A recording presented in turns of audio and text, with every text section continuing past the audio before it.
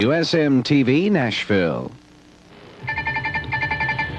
This is NBC Nightly News with John Chancellor and David Brinkley. Tonight, June 17th, reported by John Chancellor from the NBC News Center in New York. Good evening. The Carter administration's hopes and plans for the Middle East were put out today in the most comprehensive form so far. The administration wants Israel to go back approximately to the borders before the 1967 war, but it also envisages additional defense lines or arrangements not based on those 1967 borders. The administration also sees the possibility of a Palestinian homeland or entity, preferably in association with Jordan. All of this in a speech by Vice President Mondale in San Francisco. John Cochran was there.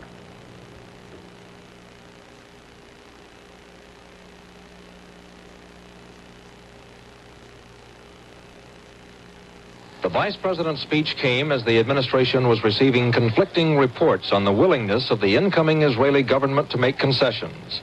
Mondale made it clear that the change of governments in Israel will not change President Carter's Mideast policy. Mondale said Israel may have to give up territory gained during the 1967 war. But Mondale also said the Arabs must agree to a real peace with conditions that would prevent a surprise attack on Israel. On the one hand, there must be recognized borders. But in addition, there could be separate lines of defense or other measures that could enhance Israel's security. Mondale also tried to reassure Israelis and American Jews who have doubts about President Carter's military commitment to Israel. We do not intend to use our military aid as pressure on Israel.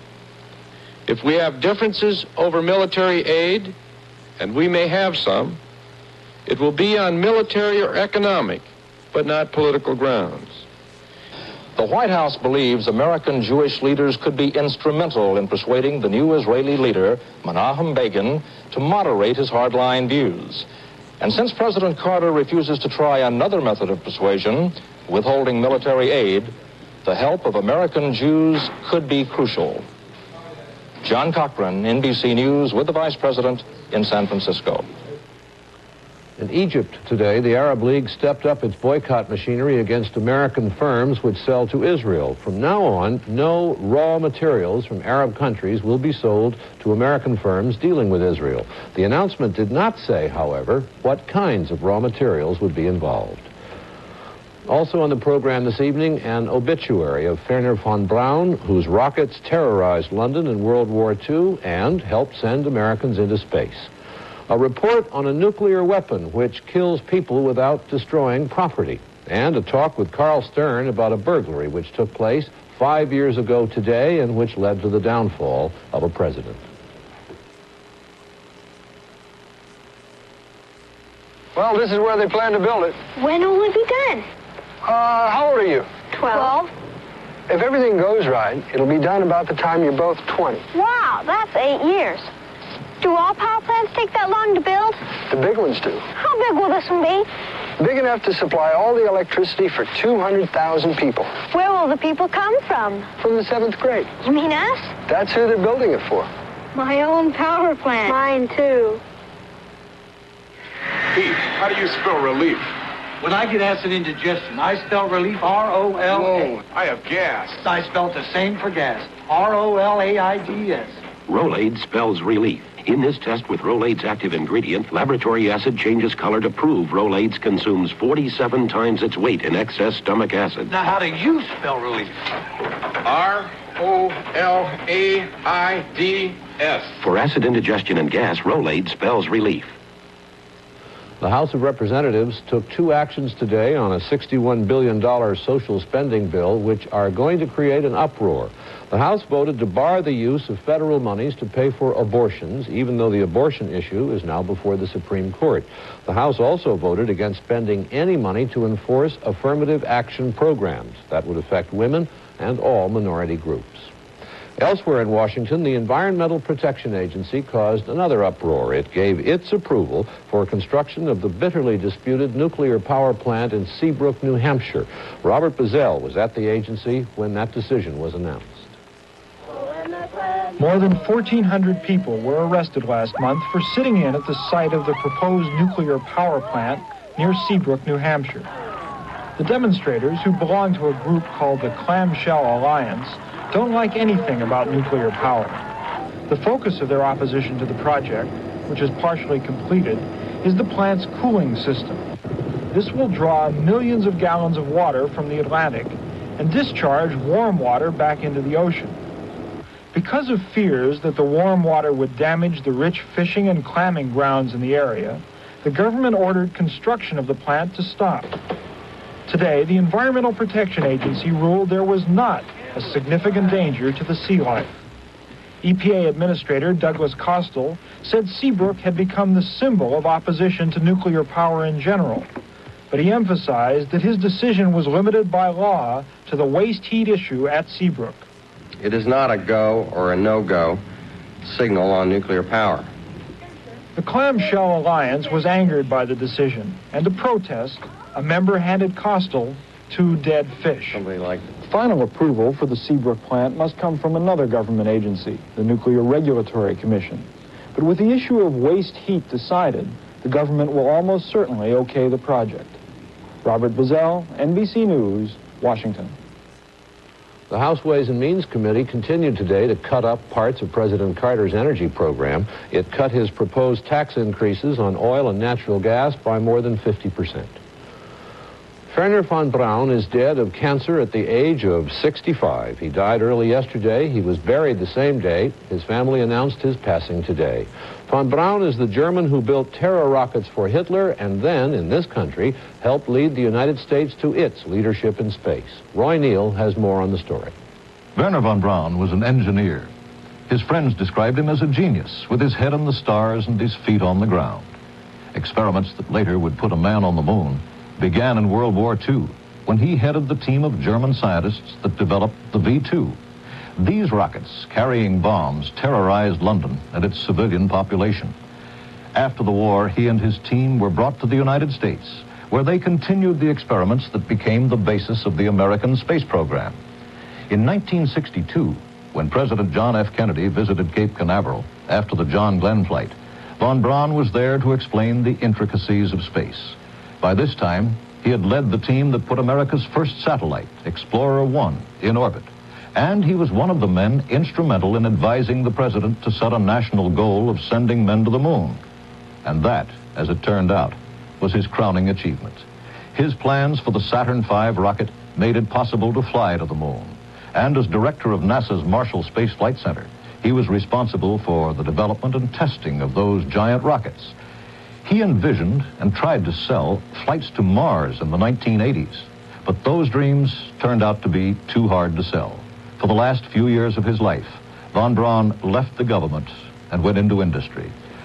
The last time I saw Dr. von Braun, I said to him, "Doctor, when you suggested to the president that we could send men to the moon, did you really believe you could do it?" And he replied, "At the time, we were perhaps overly optimistic. But you see, we made it. That's what's important." And that was Dr. Werner von Braun, salesman, dreamer, and the space pioneer who made things happen. Roy Neal, NBC News. Von Braun often said he'd like to ride into space on the space shuttle. In California, that shuttle was supposed to be tested today with a crew in it for the first time. The shuttle was to have gone aloft on the back of a Boeing 747, but there was a computer failure. They will try again tomorrow.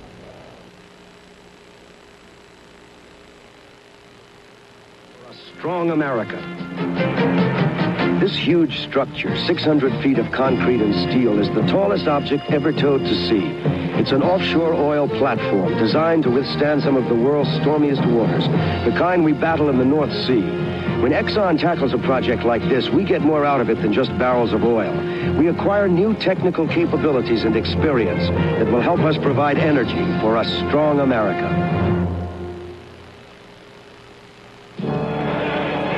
But as for me, give me liberty or give me death. Patrick Henry took a strong stand in the fight for America's freedom. So when Sears came to paint his Virginia home, they brought the Weatherbeater, Sears' best and toughest latex for trim, doors, and siding. climate formulated to battle the elements with a tough satin finish. Weather Beater, for great American homes like yours. It looks tonight as though the Irish are going to get a new premier. Jack Lynch of the Fianna Fáil party. In today's general election, Fianna Fáil made a stunning comeback, and the present premier, Liam Cosgrave, has formally conceded. In Washington today, the White House reacted to yesterday's action in the Senate on withdrawing troops from South Korea. The Senate said yesterday, only with congressional consultation. The White House said the president is commander-in-chief. Although he will continue to consult the Congress, the decision on Korea is up to him. But the president doesn't always know everything that's going on in Washington. For example, there's been talk of a new kind of nuclear weapon, a kind that kills without destroying property. It is an item in the federal budget now before Congress, but the president apparently didn't know about it. John Hart has been looking into this deadly bomb, and here is his report. The neutron bomb kills people the same way monkeys are killed in this Armed Forces laboratory, by huge doses of radiation. This monkey's name is A438. He runs all day long with some rest stops. He goes to a cubicle next to the reactor. You will see a light flash. It will be the reactor dosing A438 with 4 times the amount of radiation needed to cause eventual death to a human. After the dose, he's running again. The clock at the bottom of the screen tells us it takes 7 minutes for him to get sick. He died more than a day later. The neutron bomb is supposed to kill humans within minutes or even seconds. Its main mission would be to protect Europe from the Iron Curtain countries. Say a communist army comes across Germany between 2 towns. The fission bombs we now have would wipe out the troops and much of the towns of our allies. But the neutron warhead is advertised to do the same job, allow Allied troops closer to the target, and with 1/10 of the destruction and fallout, killing by radiation instead of evaporation, without destroying the towns. Its targets include large troop movements, airfields, missile sites. Chairman Tom Bevel of the House Appropriations Subcommittee approves. In the event, of course, Europe is invaded where our forces are located, I would say a weapon of this nature could play a very major role. The president apparently did not know the neutron bomb was in the budget that he approved, and most of the House did not know what it was when it approved production of the bomb. We're really still in the process of trying to find out exactly what it is and what it does. The Senate is waiting to find out what the president thinks now that he knows about it. Senator Mark Hatfield is against it, saying it is biological warfare and more. It worries me most because of the fact that it tends to further a fallacious argument that we can limit nuclear warfare. Would the neutron bomb work as promised? It has not been tested on humans and, of course, can't be. And the scientists cannot be sure radiation has the same effect on humans as on monkeys. So the first real test would come in the first real use in battle. John Hart, NBC News, Washington. Robert Toth of the Los Angeles Times and his family flew out of Moscow to London today, even as the United States protested once again against his detention and questioning. The Toths will spend 5 days in London and then return to the United States. In Belgrade, Yugoslavia, the Soviet Union today proved conciliatory. It agreed to an agenda outline for a discussion of the Helsinki Accords. And that agenda includes a Western demand that the 35 countries involved examine how well all of them have complied with the accords. In South Africa, the troubles between the blacks and the whites got worse today. Near Port Elizabeth, the police killed at least 6 more blacks and wounded 20. There were hundreds of arrests there and in the black townships outside Johannesburg.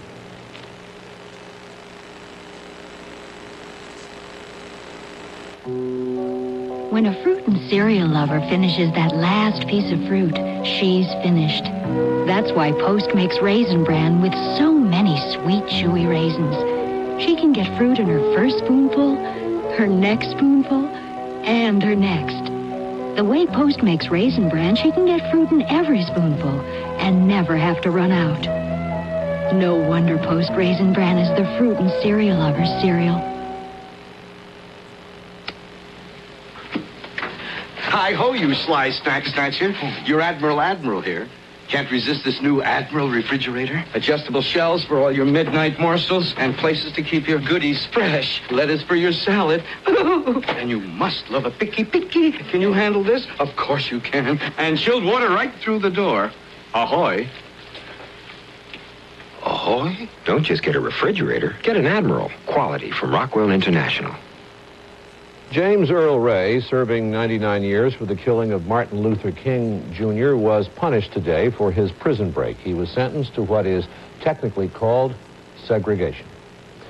Al Lewis, who walked into a Detroit schoolroom and shot his estranged wife to death before a class of children, was found guilty today of second-degree murder. Some of the children testified at his trial. When Louisville was ordered to desegregate its public schools, a good many parents put their children into hastily set up white private schools. Now those children, if not their parents, are going to pay a penalty for that. Mike Jackson has the story. 6-year-old Eddie Schuler has just finished the first grade. One sister, 9-year-old Cindy, the third grade, and another sister, 12-year-old Sonia, the sixth.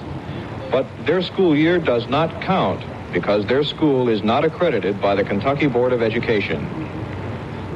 They went to class here at the Metropolitan Christian Academy in Louisville. It is one of 20 schools the state says are inadequate. The students work alone in these cubicles and signal for help from a teacher by putting up a flag.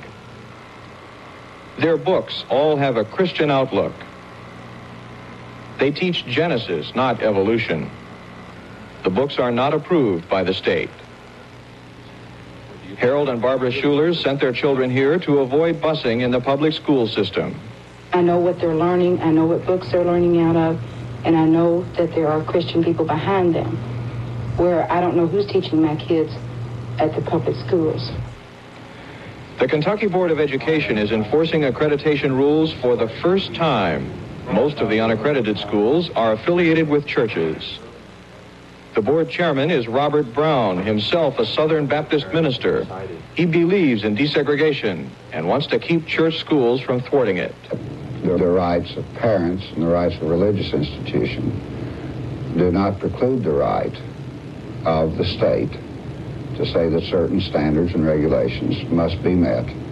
I think the standards in Kentucky are low enough. And if they can't meet those standards, then I think the child is being deprived. Kentucky law is clear. If a student is attending an unaccredited school like Metropolitan Christian, he is considered to be truant. And here in Jefferson County, officials say they'll go to court if necessary to force those students to transfer to an accredited school. Harold Schuler doesn't care whether his children's school is accredited or not. As long as I am in Jefferson County and they have to go to the county system and they still tell me where my kids have got to go to school, then I am going to keep my kids where they are. So this fall, Eddie, Sonia, and Cindy Schuler will begin another school year, and it won't count any more than the last one did. Mike Jackson, NBC News, Louisville.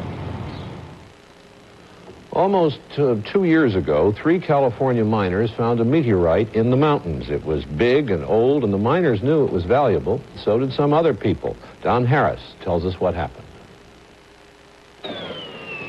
It took a Marine Corps helicopter to lift the meteorite out of California's Old Woman Mountains.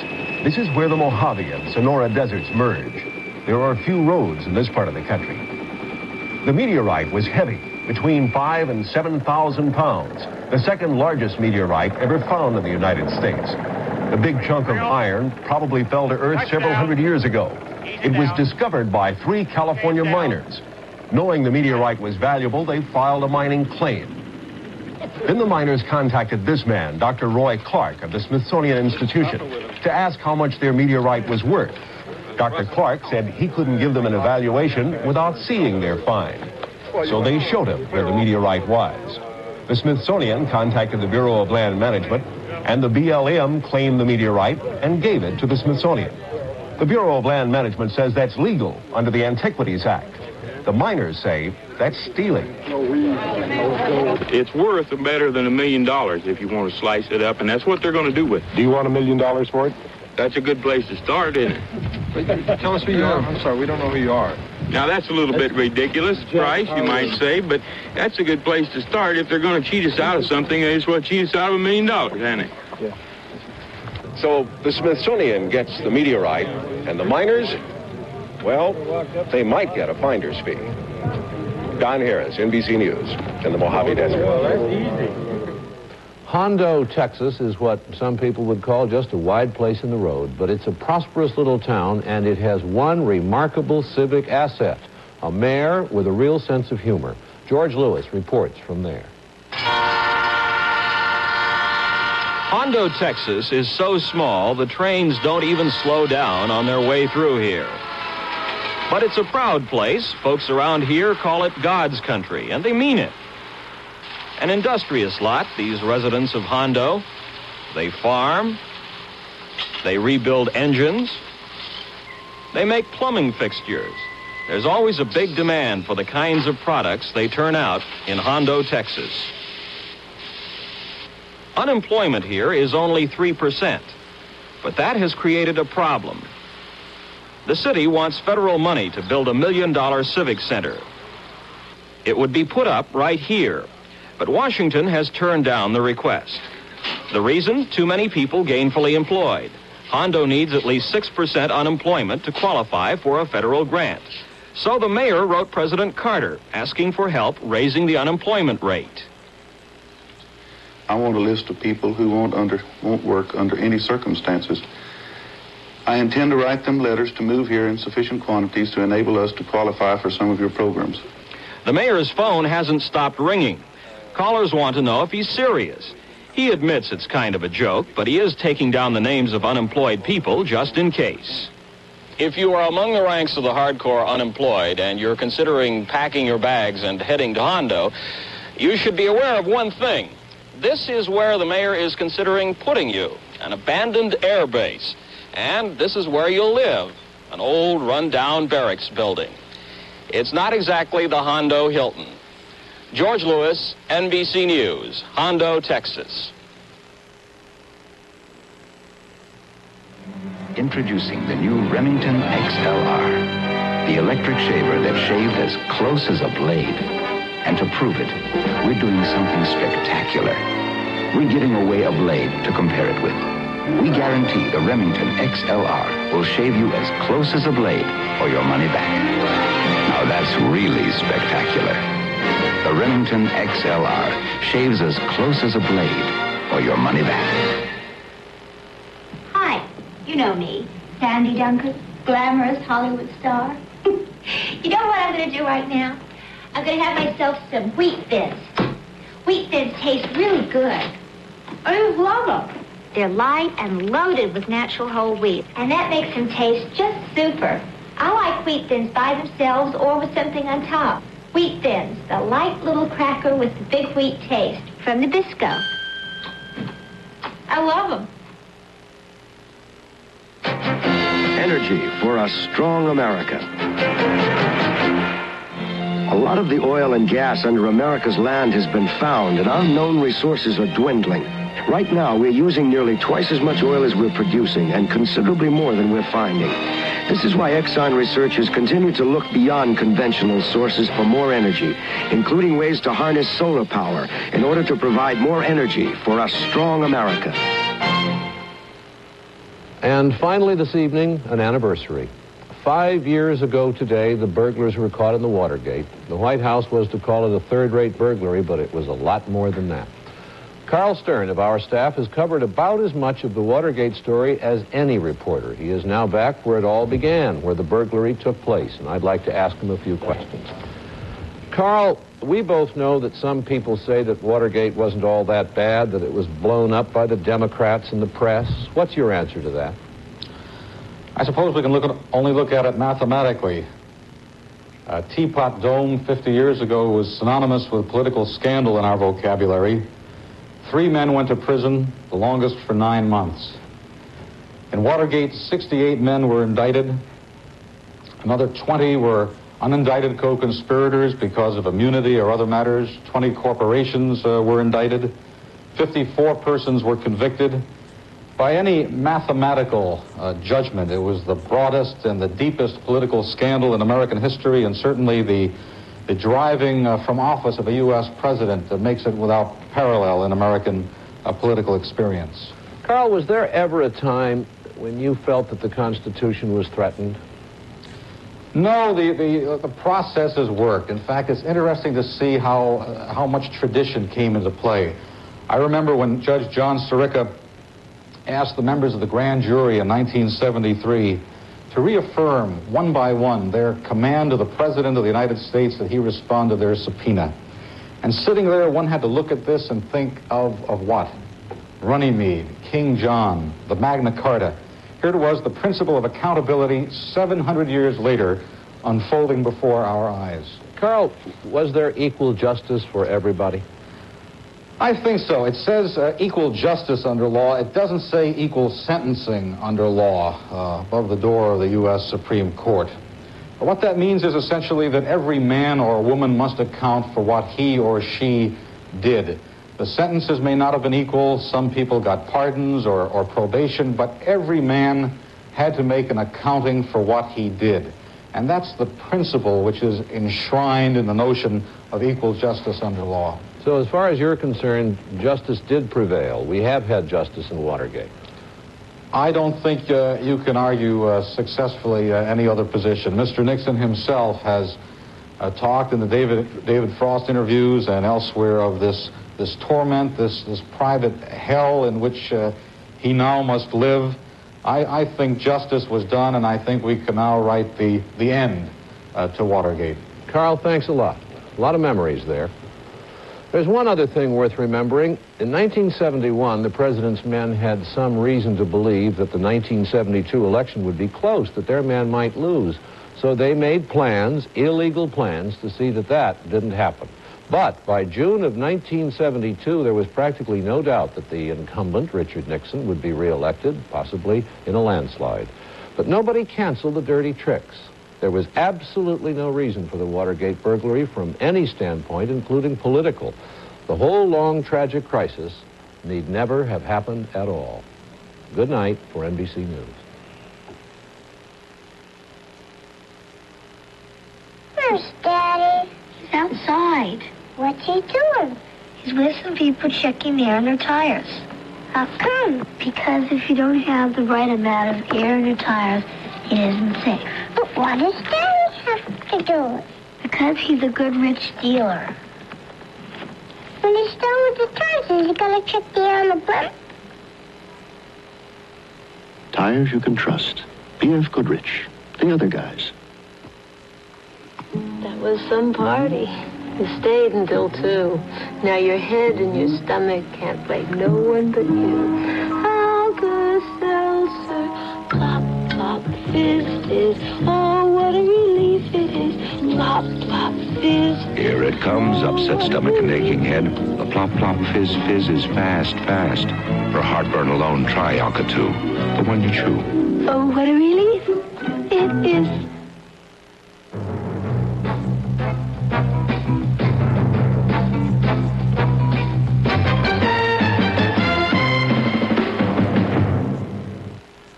Confined to a wheelchair when a mob hitman cripples him, an ingenious professor creates Exo-Man, and now the mob lives in fear.